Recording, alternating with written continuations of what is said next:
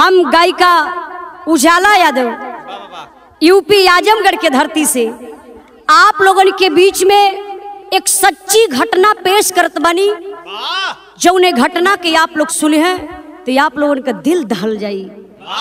का समाज में ऐसन भी होखे के चाहिए का? पूरा बिरहा सुनी है तब समझ में आई। 4 लाइन भूमिका में भाव बा मास्टर साहब।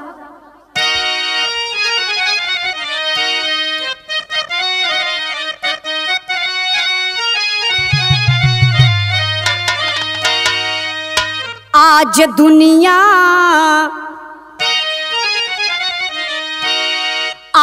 दुनिया कहां से कहां चल गई। हम यहीं पर खड़े के खड़े रह गए। दिल में सपनों की लाखों इमारत खड़ी। सारे आरमां पड़े के पड़े रह गए। प्यार के राह पर जो चला बेफिकर, या तो मंजिल मिली या कफन मिल गए। अरे उठ गया आज धरती से विश्वास है। नाम पर अब मोहब्बत के मन हिल गया।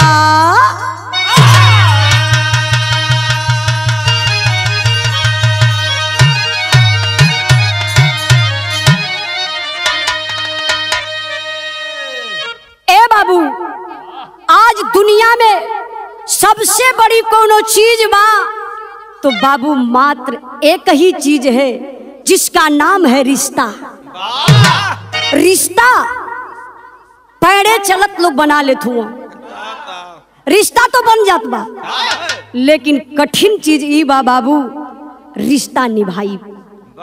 माई बेटा का रिश्ता, माई बिटिया का रिश्ता, पति पत्नी का रिश्ता, रिश्ता तो बन गया लेकिन निभाना बहुत मुश्किल की बात है मेरे बाबू। एक लाइन कवि जी गजल लिख ले वो मास्टर साहब, कैसे?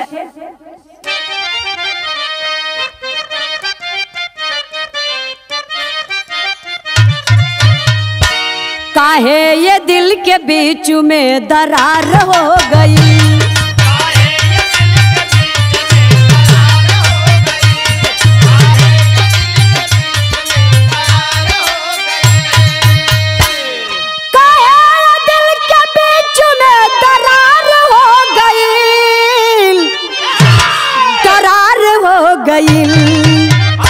का भूल हमसे आज है सरकार हो गई।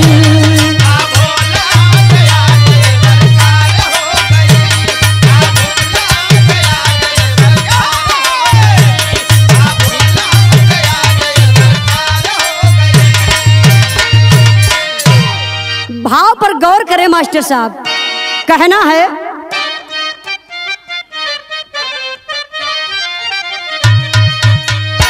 यह इश्क बड़ा रिस्क है, बस याद कर चलो।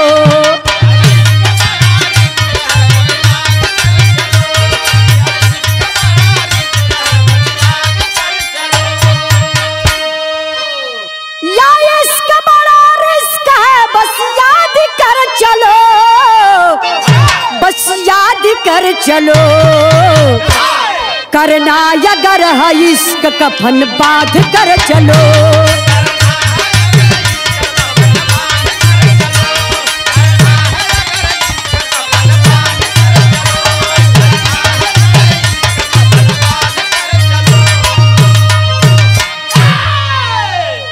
ए बाबू, कहानी का यहीं से शुरुआत हो गई बा।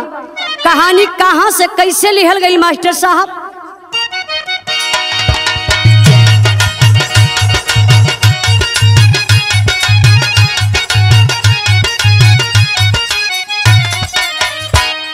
या मन बड़ा अधम है, रखिए संभाल कर, कब किस तरफ ले जाएगा संकट में डालकर। या राम में रमा तो एक भक्त बना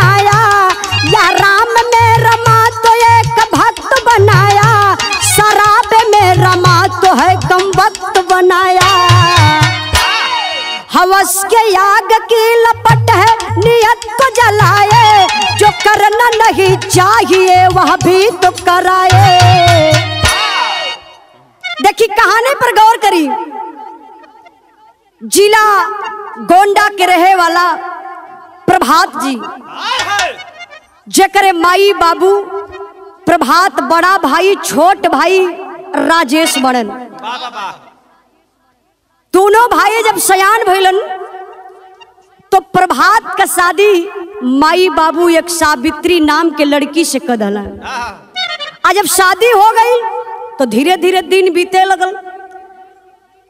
अब प्रभात मुंबई में जाके एक कपड़ा के दुकान पर काम करे लगलन। धीरे धीरे समय बीतत बा। अब वही नई नवेली दुल्हन घर में बा। तो माई बाबू एक दिन फोन कैलन, कहले प्रभात बेटा दिखाई नई दुल्हन बा, हम समझ सकीला। अब वही हमान का तन पैरुख चलत बा, हमान बनाए ले खाए ले। एक काम करा, दुल्हन की अपने लेके मुंबई जाइबा तो तोहके भी सुविधा रही और दोनों प्राणी साथ में भी रहबा। माई का बात सुन करके बाबू प्रभात टिकट कटौलन और सावित्री दुल्हन के लेके मुंबई शिफ्ट हो गईलन। धीरे धीरे समय बीतल बा। दोनों प्राणी में बड़ा प्यार बा। कुछ दिन के बाद ए बाबू बड़ा खुशी का माहौल आइल। प्रभात के एक सुंदर सलोना बेटा पैदा भयल, जौने बेटवा का नाम प्रणव रखल गयल। आ एक बिटिया बा, जौने बिटिया का नाम निशा बा। परिवार बड़े प्रसन्न से, बड़े खुशी खुशी से चलत बे बाबू। लेकिन खुशिया में केहू का नजर लग गई। एक दिन का बात बा मास्टर साहब, एक लाइन गीत लगल बा।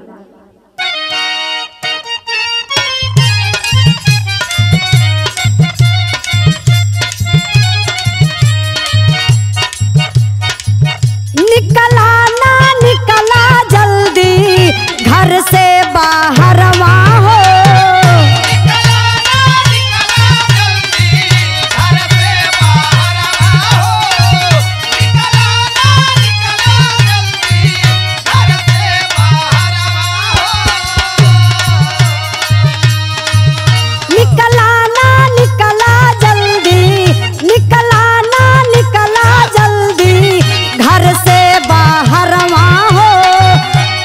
खातिर आइल तोहसे गाँव के लाभरवा हो।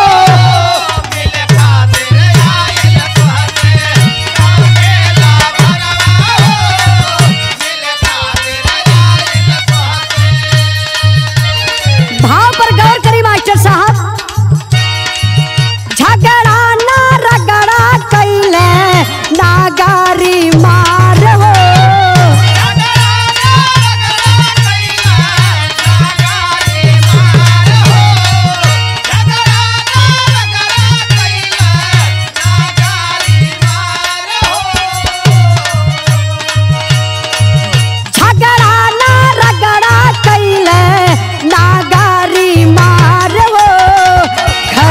बाला मुहा गायब भैल हमार हो। घर से बाला मुहा गायब भैल हमार हो। घर से बाला मुहा गायब। ए बाबू एक दिन जा करके खार घर थाने में सावित्री दरोगा साहब के सामने जाए के भैया हो गिड़गिड़ात हई, कहत हई सर हमारे पति का पता ना चलत बा, कहाँ चल गईलन। साहब कोनो उपाय लगाई, लेकिन कहत कैसे बड़ी मास्टर।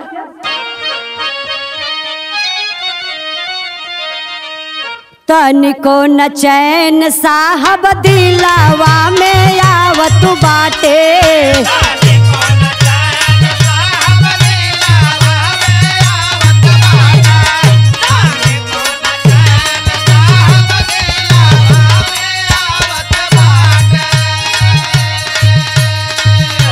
नवा भी स्विच या पाऊन कर बतावत बाटे।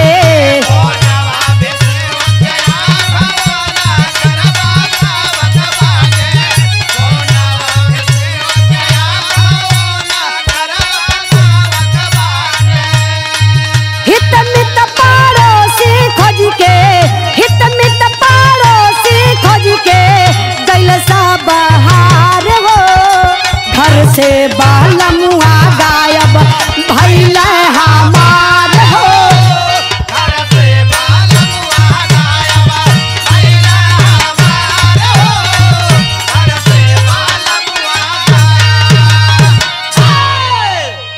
सावित्री काली साहब जल्दी करी न हमरे पति देव का रिपोर्ट लिख लई। हम बहुत परेशान बनी साहब, कहाँ जाए कुछ समझ में नहीं खेवता साहब। दरोगा साहब बोले कि एक काम करो, जा करके एक गुमशुदगी का FIR लिखवा दो। तो दरोगा साहब कहलन कैसे मास्टर साहब, एक लाइन गीत लगल बा कि यार सालवा दू सालवा, यार सालवा दू सालवा कपड़ा ले गरमिया मोर बलमुआ हो, मोर बलमुआ हो नीलवा रंग चुनरी रंगा दा।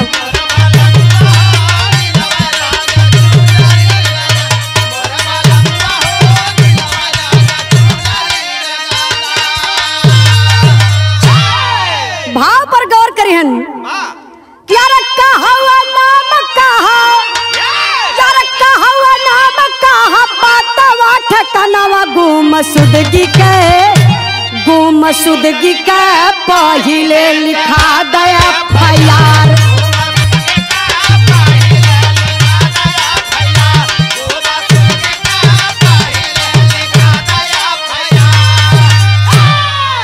और लिख के रपटिया सगरो फाइला खंगालल,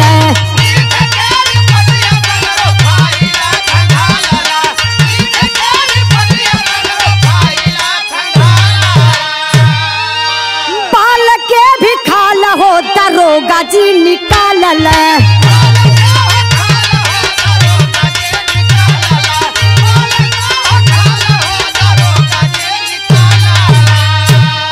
और कौन ना खबरिया मिलल, और कौन ना खबरिया मिलल, कौन ना निशानवा वही दुआरवा हो, वही दुआरवा हो जुटला ही त नात रिश्तेदार,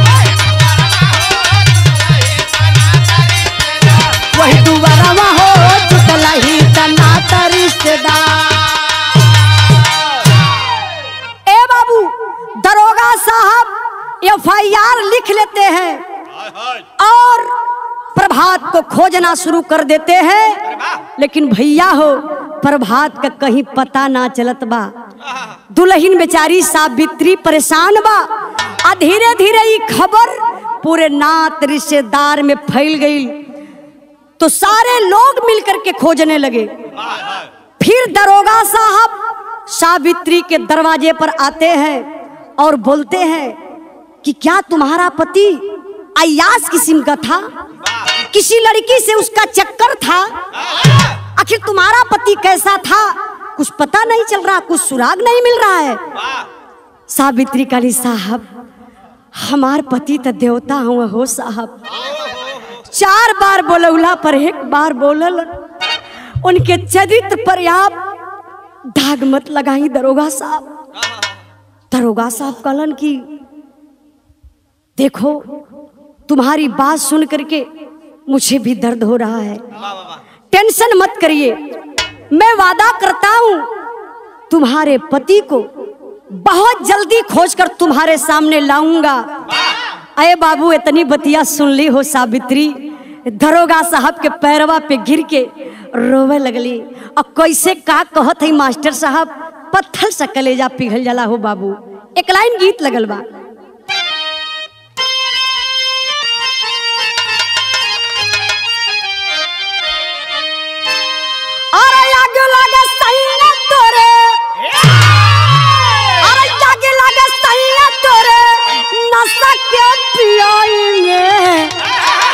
बहुत दर्द होला, अरे बहुत दर्द होला हमारी कलाई में, बहुत दर्द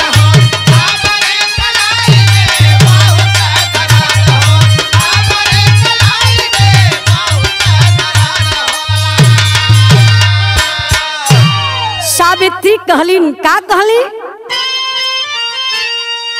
और निधि निदिया हराम भइल अरे निदिया हराम भइल अनपनी महुरवा हो खो जाए दरोगा जी खो जाए दरोगा जी हेरायल मोर से नुरवा हो खो जाए दरोगा जी।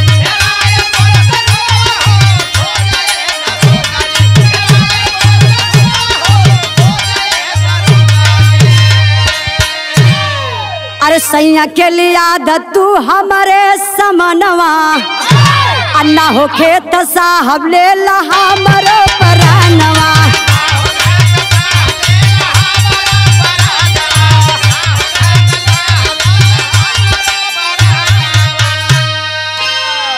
अरे पापा पापा कही के घर में हर पापा पापा कही के घर में टुवरी टुवरवा हो खो जाए दरोगा जी हेरायल मोर से नुरवा हो खो जाए दरोगा जी।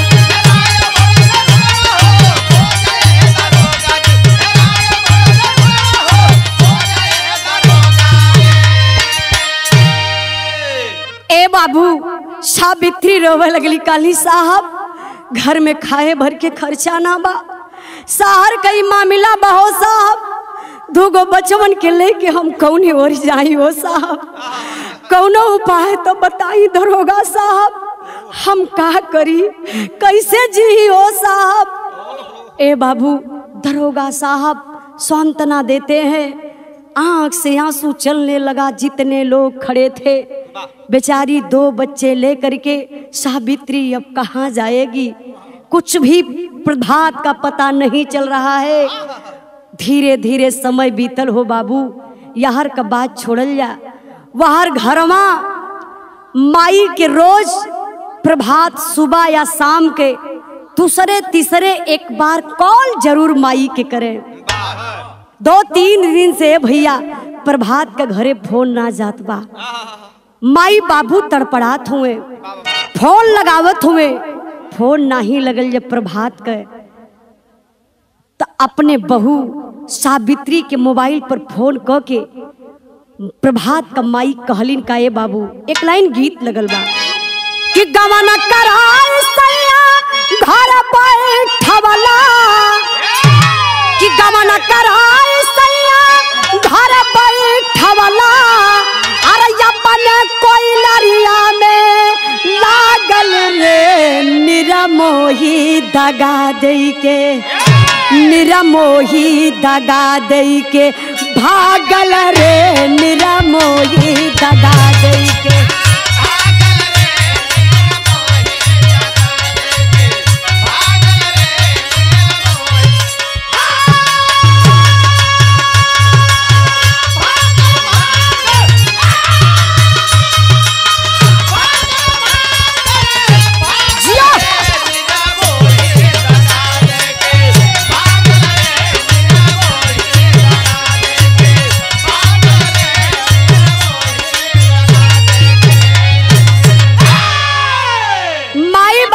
फोनवा पर कहलिन का मास्टर साहब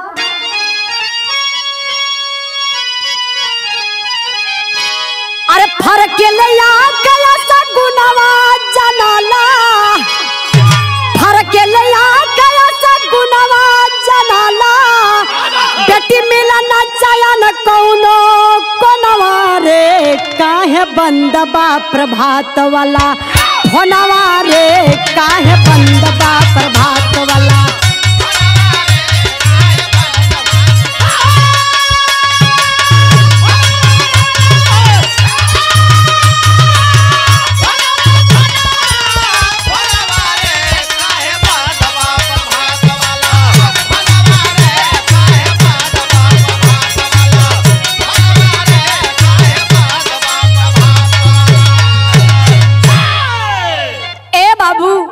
माई का दिलवा बड़ा घबरात बहो प्रभात का माई फोन लगैली अपने बहू सावित्री से कहली बेटा कई दिन से परेशान बानी प्रभात का फोन नावत बारे प्रभात कहाँ बा फोनवो ना लगत बा। तब सावित्री अपने सासू माँ से फोनवे पर कहली का मास्टर अरे कहेले सावित्री मुहवा महन से मोड़ी के तीन दिन से गायब हूँ घर फोन छोड़ के।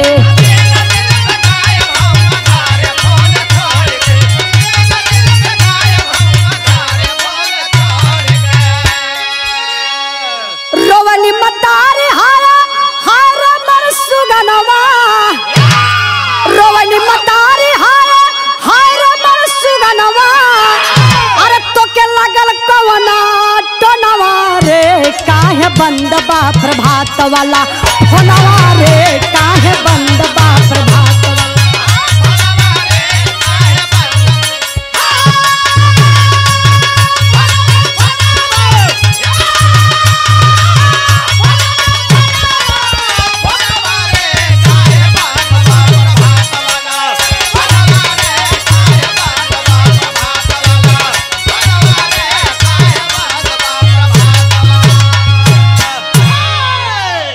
ए बाबू, घबराइल परेशान सावित्री बेचारी अपने सासू माँ से कहली, हम अम्मा कई दिन से परेशान बानी, तो से ये लिए फोन करके ना बतैली कि अम्मा बाबूजी दोनों लोग घबरा जाइबा।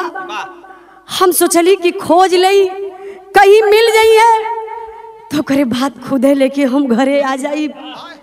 ए बाप रे बाप, इतने बात कह के बाबू सावित्री फोन काट दली। आ तब तक माई का कलेजा मानत ना बा। ए बाबू, माई का कलेजा ना मानत बा हो भैया। वही मुंबई में एक डोंबिवली पड़ेला। डोंबिवली में प्रभात का छोटका भाई राजेश रहत रहलन। माई तुरंते फोन राजेश के पास लगौली, काली बेटा। राजेश बड़े दुख का बात बरे लाल, प्रभात का 3-4 दिन से कुछ पता ना चलत बा। सावित्री बहू दोनों लड़कन के लेके बड़ी परेशान बारे बेटा। एक काम कर लाल, जाई के बहू का सपोर्ट कर, थोड़ा सहारा कर दे बेटा। कुछ घर में खाए पिए के ना बा, रोवत रोवत होकर बुरा हाल हो गई बा। अरे बाप रे बाप, इतनी बात जब राजेश सुनलन, अरे भाई का कलेजा में फाट गल हो भैया। तुरंत गाड़ी पकड़लन, पहुंच गलन अपने भौजी सावित्री के रूम पर। जब सावित्री के रूम पर पहुंचलन, सावित्री की स्थिति देख करके पागल हो जाते हैं। राजेश बोले, भाभी भैया का पता ना चलत बा, टेंशन मत ला भाभी, अपने आप के संभाल के रखा। हम आए गल बनी, पूरी कोशिश करब भैया के बहुत जल्दी खोज के तोरे सामने कर दे। ए बाबू, इतने कह के राजेश गईलन दरोगा साहब के पास, FIR लिखावे शुरू कैलन। तो दरोगा साहब कहलन कि ये तो FIR पहले का गुमशुदगी का लिखा हुआ है। अरे मैं तलाश में हूँ, मैं खोजबीन कर रहा हूँ, लेकिन कहीं कुछ पता प्रभात का नहीं चल रहा है। दरोगा साहब का इतनी बात सुन करके राजेश वापस घर सावित्री के रूम पर आ जाते हैं। धीरे धीरे समय बीतल बा भैया हो। अब कुछ देरी के बाद सावित्री कुछ काम से घर से भैया हो बहरे गईली। जब एकांत हुआ तो सावित्री की बेटी निशा कुछ हिम्मत जुटा करके अपने चाचा राजेश से कुछ कान में कहलस।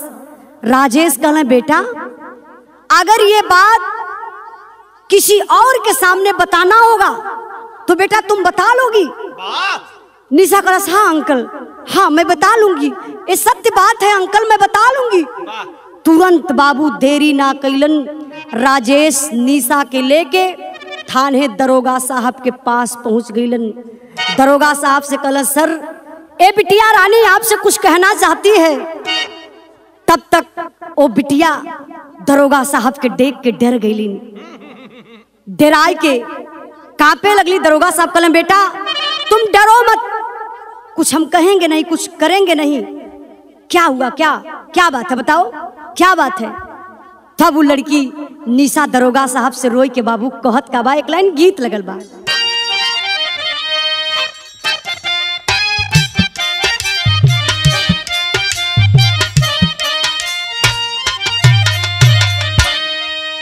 माई कहली बेटी नियरा बियाह बो, माई कहली बेटी नियरा बियाह बो, बाबूजी कहेलन बड़ी दूर हो।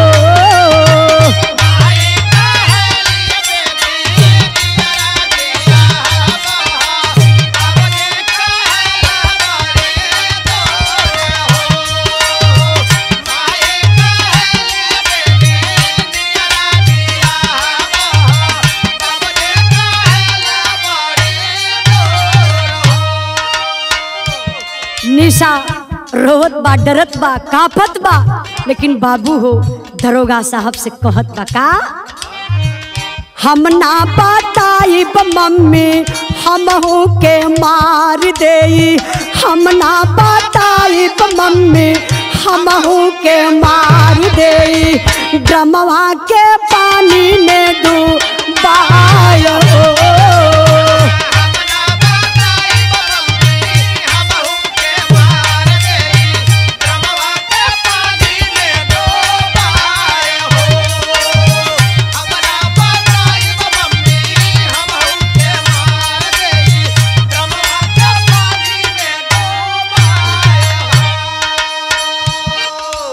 पापा के जैसन करी हमरो हालातिया हो, पापा के जैसन करी हमरो हालातिया हो, गर्दन पर चूड़िया चलाय हो।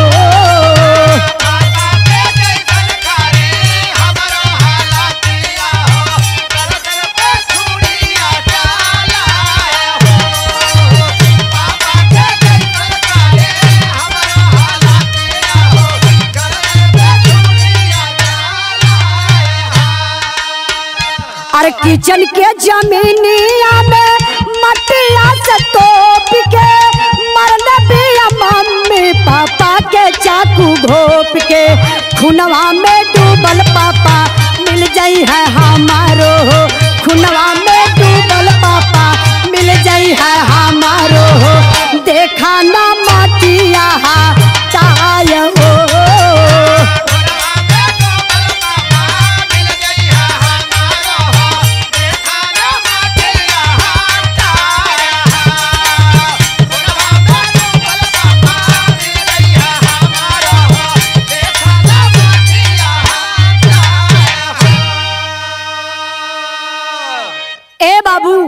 दरोगा साहब से निशा डरती हुई कह रही है, सर सर हम नहीं बताएंगे सर, मम्मी हमको मार डालेगी। अरे बेटा नहीं, दरोगा साहब बोले अरे बेटा नहीं, मैं हूं ना, मम्मी को नहीं मारने दूंगा। लेकिन बताओ मम्मी क्यों मार डालेगी? साहब मम्मी हमके कहले बानी कि अगर ये बात केहू से बतेबू तो पानी में, ड्राम के पानी में डुबा के मुँह डालब। अरे बेटा क्या हुआ, पापा के बारे में कुछ बताओ। तब लड़की कहलस साहब मम्मी ना पापा के बोटी बोटी काट के किचन में गड़ले बाटी। अरे बाप रे बाप, दरोगा साहब अवाक हो गए। अरे क्या कह रही है बिटिया, अभी तो सावित्री लाचार पागल जैसे घूम रही थी, बार बार रिक्वेस्ट कर रही थी, और ये बिटिया क्या कर रही है? दरोगा साहब को विश्वास नहीं होता है। दरोगा साहब उस बच्ची को लेकर के बाबू आ जाते हैं सावित्री के घर। और तब ले भैया हो सावित्री भी घूम घाम के कहीं से घरवा में आ गई। दरोगा साहब पूछते हैं तो फिर वो बेटी क्या कहती है मास्टर साहब? अरे धरती पर गिरल पापा खूब गिड़गिड़ात रहला, हाथ जोड़ मम्मी से खूब बिल खात रहला। मम्मी के संघावा में अंकल एक यौरी रहला, मम्मी के संघावा में अंकल एक यौरी रहला। पापा के छोड़ला मुँह गाय हो,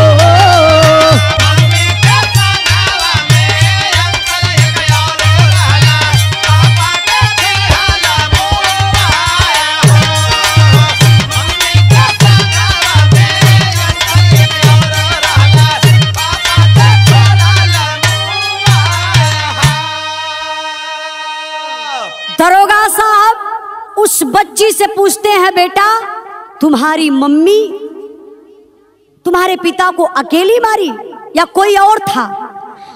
तो डरती हुई बेटी कह रही है, दरोगा साहब मम्मी भी रही, एक अंकल मम्मी के साथ थे और रलन। वो कौन था, पहचान रही हो? हाँ हम देखब तो साहब पहचान जाई। अच्छा बेटा ये बताओ तुम लोग कहाँ थे जब मम्मी मार रही थी? साहब हम लोग सोए थे, नींद टूट गई, पापा चिल्ला रहे थे, रो रहे थे। मम्मी पापा की बात थोड़ी सी नहीं सुनी, पापा के हाथ को बांधी, पैर को बांधी मम्मी, उसके बाद गर्दन पर छुरी चला करके मम्मी पापा को काट देती है और अंकल भी मिल करके बोटी बोटी पापा को काट के जो किचन है ना उसी किचन में गाड़ देते हैं। दरोगा साहब बाबू जब किचन के पास जाते हैं, गड्ढा खोदाए लगल तो माँ से प्रभात का लाश मिलल हो भैया। तेवर में आ जाते हैं दरोगा साहब, गुस्से में लाल डांटना शुरू कर देते हैं, अरे नखरे बात चंडाल कमीनी, अरे नखरे बात चंडाल कमीनी, हत्यारिन बड़ी निखट्टी है, क्या समझी कानून के आंख पर यह न्याय की पट्टी है। महिला पुलिस जब 4 लात है कसी गिरी फहरा करके, अरे महिला पुलिस जब 4 लात कसी गिरी फहरा करके, डर के आगे भूत भी भागे कहन लगी समझा करके। दरोगा साहब कल सुन, सही सही बतलाओगी, अरे सही सही बतलाओगी तो थोड़ा बहुत संभालूंगा, एक भी शब्द गलत हुआ तो जलते तेल में डालूंगा। क्या रे, अभी तो हम लोग सोचते थे तू बहुत परेशान नारी है, लेकिन पुलिस को चकमा दे दिया। इतनी बड़ी हत्यारिन, सारे राज को तुम छुपा करके रखी थी। ए बाबू, दरोगा साहब खींच करके एक तमाचा देते हैं, बोले कि अरे पापिन तुम ऐसा काम क्यों किया। रोते हुए बाबू सावित्री दरोगा साहब से बताती है, का बतौलो मास्टर साहब, गीत लगल बा।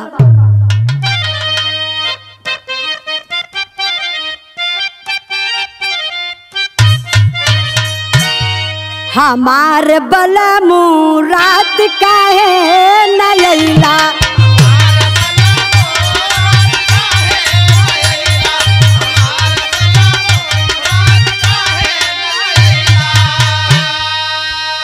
ए बाबू गीत से बढ़िया भाव बा। सावित्री कहलस का मास्टर,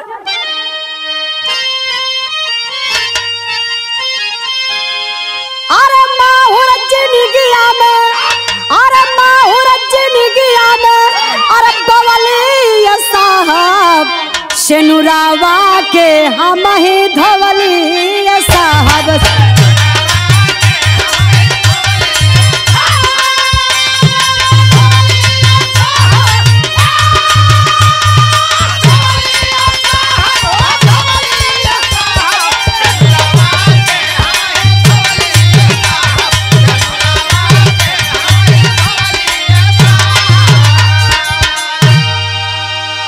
अरे दुई बच्चा बाद पुनित जिंदगी में अइले, हवस वाले दलदल में गोड़ बिछलैले।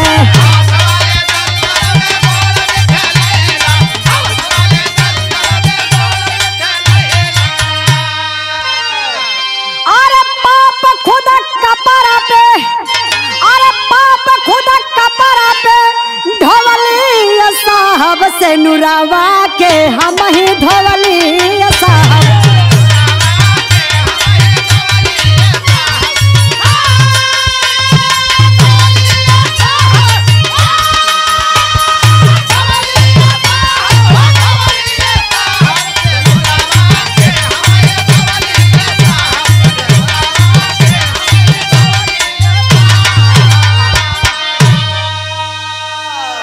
अरे देहल पुनीत के प्रभात एक दिन मार हो, चढ़ी गयल गुस्सा साहब हमारे कपार हो।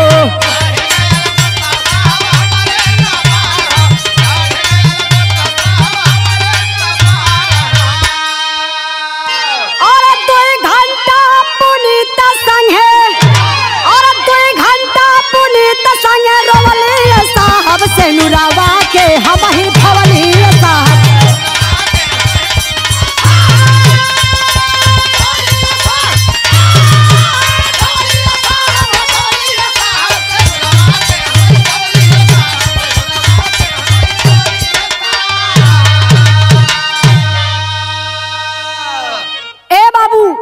जब दरोगा साहब पूछने लगे खेरे पापिन तुम ऐसा क्यों किया, अच्छा तो लगत बा ये पपिनिया कहीं से ताज जीत के लिए अली हो, मनवे मने मुस्कराती हो, तो फिर खियाल हुआ तो तनी से उदास हो जाए। कले साहब ना बताई ना साहब, 2 बच्चा बाद न साहब जिंदगी में पुनीत हमरे आ गईलन। दरोगा साहब कहलन अरे बदतमीज, अभी तू मुस्कुरा रही है। तो फिर धूमिल हो गई। कले साहब ना एक दिन हम और पुनीत घर में बैठ के बतियाओ तेरी साहब ना, इतने में निशा का पापा आ गईलन, प्रभात के मारे लगल साहब, हमसे ना रह गल साहब। कुछ देरी के बाद घर से निकल के गईली, एक पार्क में बैठ के हम प्रभात कई घंटों रोली साहब। दरोगा साहब महिला पुलिस का इशारा करते हैं, मारो 4-6 लाठी, जो इसकी हवस की आग है खत्म हो जाए। अरे पापिन 9-10 साल का ए प्यार जो 7 फेरे में शादी हुई, तू उसको भूल गई मात्र 3 महीने के प्यार के चक्कर में। किधर है पुनीत, जल्दी बुलाइए। तबले भयल का ये बाबू टेरी लगल बा मास्टर साहब। सिंदूर को सिंदूर वाली खा गई, कहा पिया पिया के दर्द बुझे घर वाली। ए बाबू सारे लोग वहां जुटे हैं, सबके सामने दरोगा साहब कहलन कि एक काम करिए, हाथ में हथकड़ी लगा करके ले चलिए इस पापिन को जेल में बंद करिए। तब ले दरोगा साहब के ऐसे ही बहिया जाए के बाबूजी पकड़ लला। आ कहला बड़ी ऊंची बात हो मास्टर, का कहला?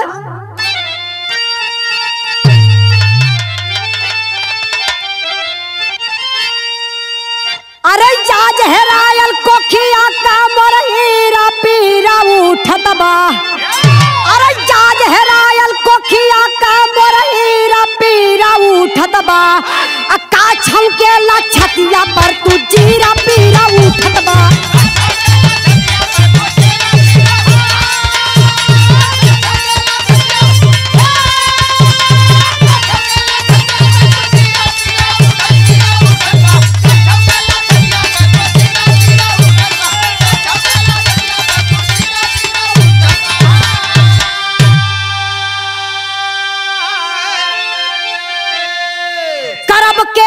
कानून तोहरो लाखों बेर दौड़ाई हो, अब बुढ़िया बुढ़ावा का न्याय जो है में तेरा ही भी बीती जाई हो।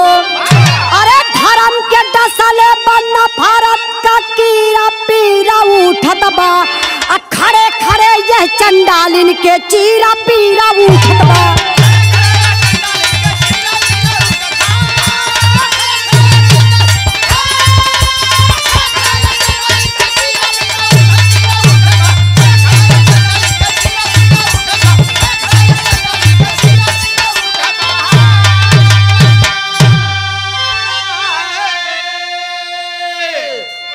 बाबूजी यही खड़ा है बाबू, गुस्सा में लाल कहले साहब, हरे वही ने पपिनिया के देखत हुआ, कानूनी कार्रवाई होई, सालों साल बीत जाई, हमके पता बे साहब, फैसला सुने में, फैसला आवे में हई बुढ़िया बुढ़वन कते रही बीत जाई, फैसला फिर भी सुनवाई कुछ ना हुई। तारीख पर तारीख, सिर्फ तारीख पर तारीख। ए साहब हम चाहत हईला वही धारदार चाकू से यह पपिनिया के दुई टुकड़ा में कह देता साहब, दिलवा के तसल्ली हो जात हो। लेकिन ए बाबू तबले भयल का मास्टर साहब आल्हा का लाइन बा,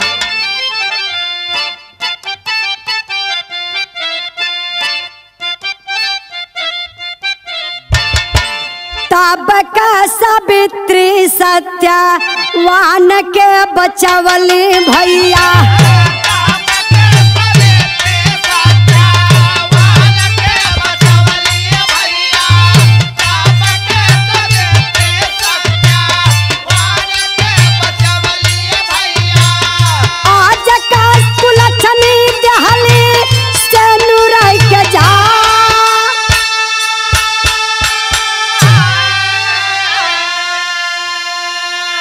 इसका वाली याद हो मस्तिष्क के जरावे बाबू,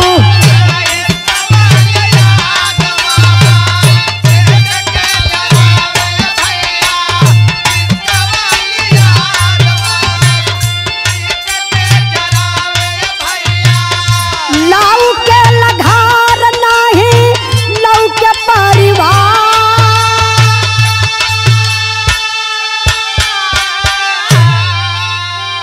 एक गलत रास्ता हो कोख के उजरल भैया,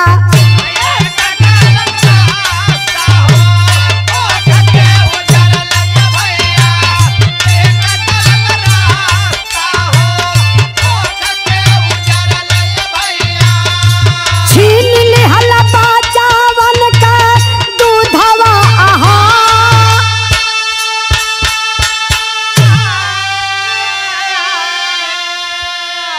अल्लाह सके दरोगा पोला थीन में लपेटल बाबू,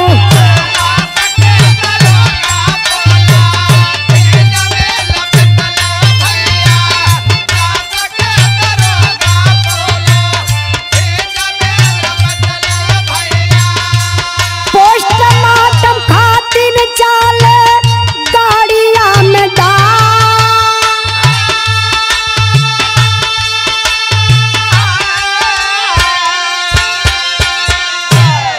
अरे सावित्री के पाने गाड़ी में बैठे कहला,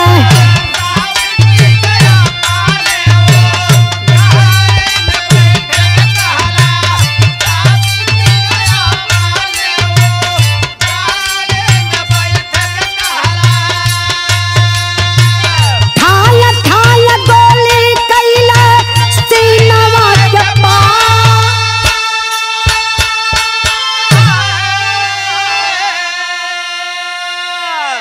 ए बाबू गजब हो जाता है। दरोगा साहब प्रभात के लाश को पॉलीथीन में लपेट करके जब गाड़ी में रख देते हैं, पोस्टमार्टम के लिए बाबू ले करके जब जाते हैं और दरोगा साहब आदेश करते हैं इस हत्यारिन पापिन को गाड़ी में बिठा लीजिए और थाने पर लेकर के आइए। तब तक भैया हो गजब हो गयल, ठाए ठाए गोली का आवाज सुनाई देलस।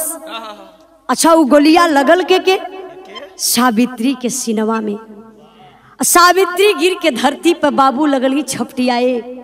दरोगा साहब सारे लोग चकमगा गए, अरे गोली कौन मारा, किधर से मारा, इधर उधर सब लोग देखने लगते हैं।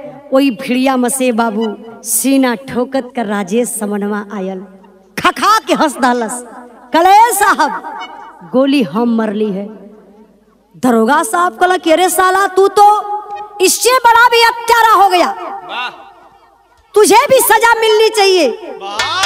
तब वो कहलस राजेश साहब हम हत्यारा नहीं, एगो हमरे बात याद आ गई है, सुनी। भौजी तू सुना और दरोगा साहब आपो सुना। पूरी पब्लिक के समन्वय से हाथ जोड़ के एक बड़ी ऊंची बात कहला रजे से बाबू। का कहला मास्टर?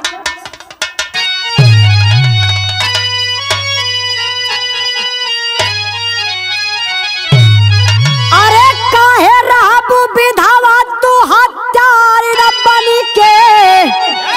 अरे काहे रहबू विधवा तू हत्यार न बनी के।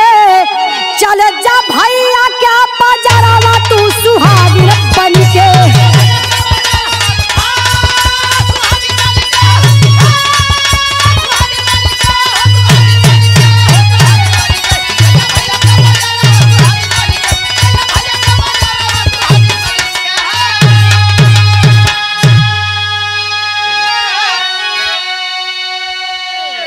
सुनते सब बयान तोहरा योजना बनावली। लाइसेंस रिवाल्वर अपने मित्र से मंगावली।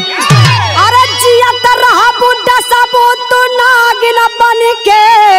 चल जा भैया क्या बजरवा तू सुहागिन बन के।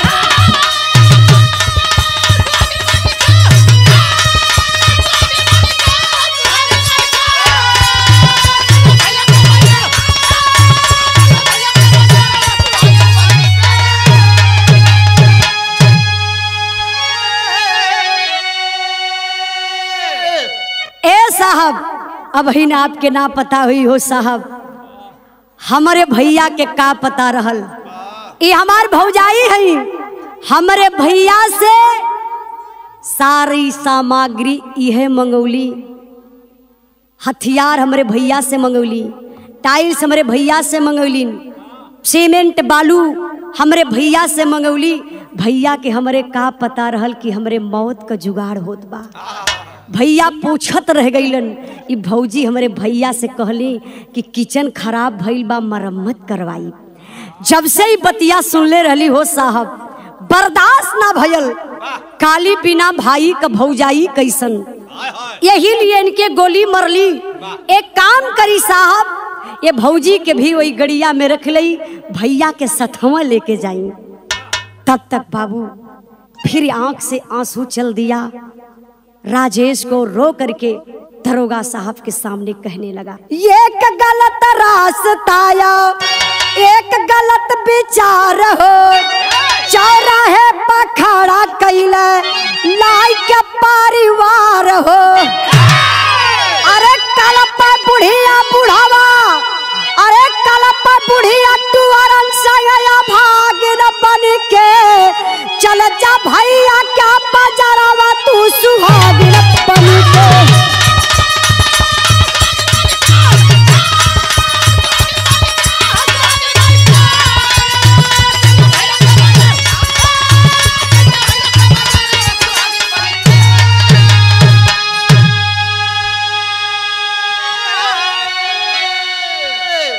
ए बाबू, आज समाज जहां जकरा पर विश्वास करे वही विश्वासघात बे बाबू। वो दोनों टुअरी टुअरन का कौन गलती रहल। आज माई भी चल गई, पिता भी चल गईलन, प्रणव और निशा अकेल पड़ गईलन। आज दोनों बच्चन के माई बाबू दोनों लगन का ममता सतावत बा। दोनों लड़का रोवत हाथ मिजत रह गए बाबू। लेकिन वाह, प्रणव के आजी और आजा दोनों बच्चों को लेकर के साथ में गांव चले जाते हैं। आज दोनों बचवा अपने आजी आजा के साथ वही गांव में बाबू जिंदगी बितावत हुए।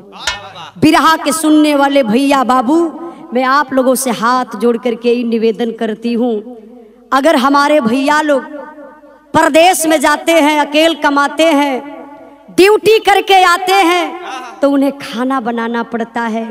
अपने सहयोग के लिए अपने धर्मपत्नी, अपने औरत को साथ में लेकर के जाते हैं। तो क्या एक औरत होने का यही फर्ज है? कहाँ विश्वास रह गई ले बाबू। ए लिए बिरहा जे भी हमार भाई सुन ले बा, आप लोगों से हाथ जोड़ करके यह निवेदन करब, चाहे वो औरत हो चाहे वो पुरुष हो। शादी विवाह हो गई तो बाबू अपने परिवार के ऊपर मर मिटा, दूसरे की तरफ कभी निगाह उलट के मत देखा। विराह के आखिरी भाव मास्टर साहब, गुरु बिहारी गुरु गणेश गुरु राम लाल गुणकारी,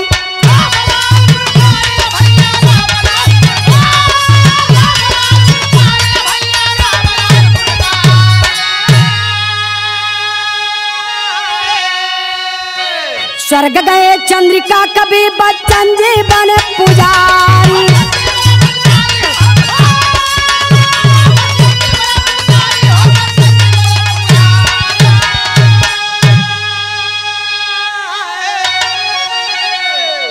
अरे सिंदूर को सिंदूर वाली खा गई, उजाला प्यारे लाल